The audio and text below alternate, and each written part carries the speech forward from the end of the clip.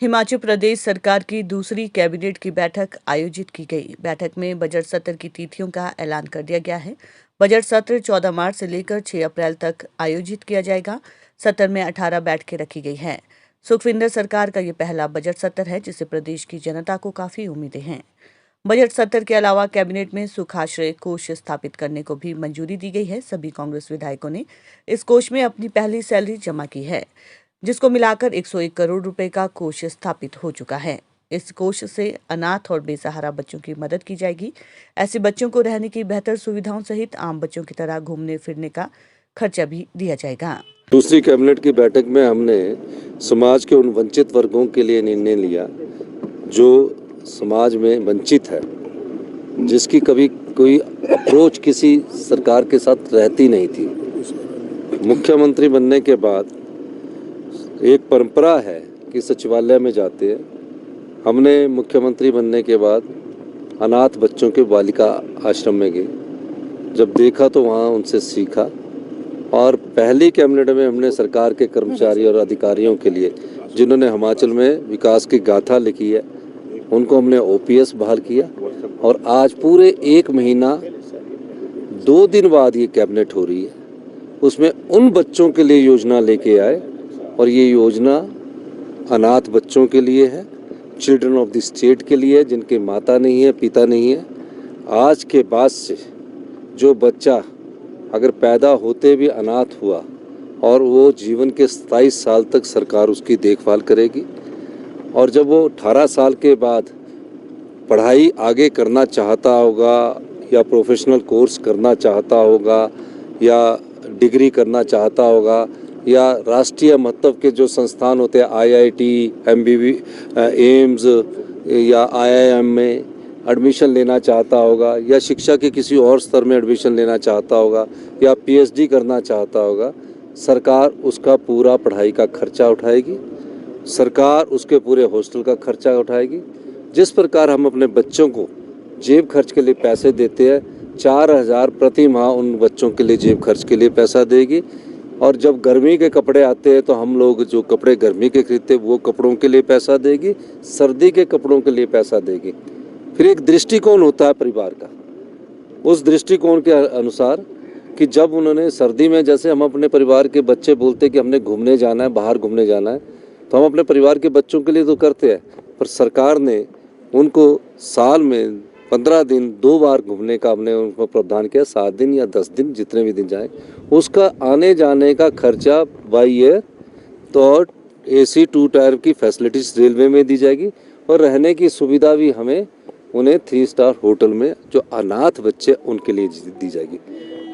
दूसरी दृष्टिकोण, इनका इंफ्रास्ट्रक्चर कैसा हो, तो अभी हमने पायलट प्रोजेक्ट के तहत 2 इंटीग्रेटेड इंस्टीट्यूशंस बनाने जा रहे हैं, जिनका एक सुंदरनगर में हमारे पूर्व मुख्यमंत्री जयराम ठाकुर जी का वो जिला है उसमें, और एक कांगड़ा जिला में ज्वालामुखी में हम 2 इंटीग्रेटेड, ये सोशल वेलफेयर द्वारा माननीय धनीराम शांडिल जी, जिसके सामाजिक कल्याण मंत्री है, इनके विभाग द्वारा जगह उनके पास नाम है, हम उनके 2 इंटीग्रेटेड ये संस्थान बनाने जा रहे हैं, जिसमें एक संस्थान में 80 करोड़ रुपया खर्च होगा और दूसरे संस्थान में भी 80 करोड़ रुपया खर्च होगा। ये संस्थान 2 साल में बनकर तैयार हो जाएंगे। और मैं धन्यवाद करना चाहता हूँ सभी कैबिनेट के मिनिस्टर्स का, सभी कांग्रेस के विधायकों का, और हम भारतीय जनता पार्टी के जो विधायक हैं उनसे भी मांग करेंगे कि आप इस पुण्य कार्य में आप भी योगदान दें। सब ने आज 1-1 लाख रुपया इसमें दिया, और मैं हिमाचल की उस जनता का भी धन्यवाद करना चाहता हूँ जिन्होंने अभी तक 3 करोड़ रुपया इसमें दान दे चुके हैं।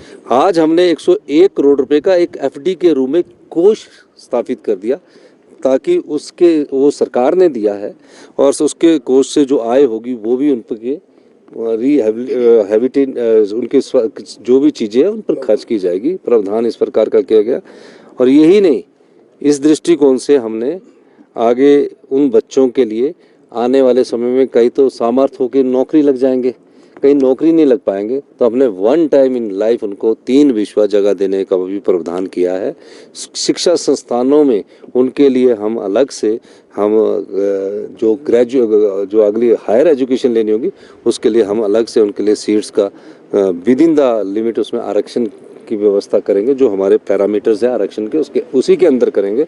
इस दृष्टिकोण से हमने आज ये दूसरा कैबिनेट मीटिंग के बाद फैसला किया है। आज ही कैबिनेट ने ये भी फैसला किया कि हमारी जो बजट सत्र है वो 14 मार्च से शुरू होगा और 6 अप्रैल तक चलेगा और उसमें 18 सीटिंग्स होगी और उसी सत्र में बजट भी पास होगा।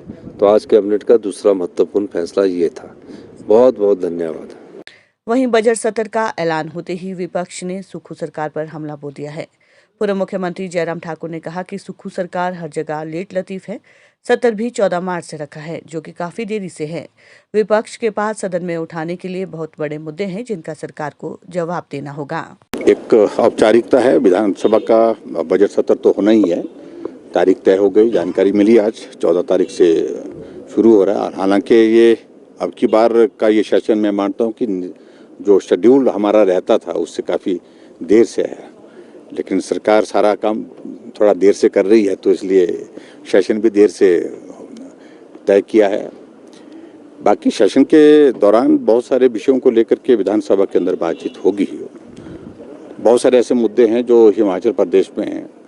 आज की तारीख में लोगों की ओर से जिनका आग्रह है कि इन मुद्दों को उठाना चाहिए और प्रमुख रूप से तो मुद्दे वही है कि 2 महीने का सरकार का कार्यकाल, हालांकि कार्यकाल उस दृष्टि से बहुत छोटा है, लेकिन इस कार्यकाल में बहुत सारी चीज़ें ऐसी आई हैं जिन पर प्रश्न पूछना बहुत लाजमी होगा। सरकार को जवाब देना होगा।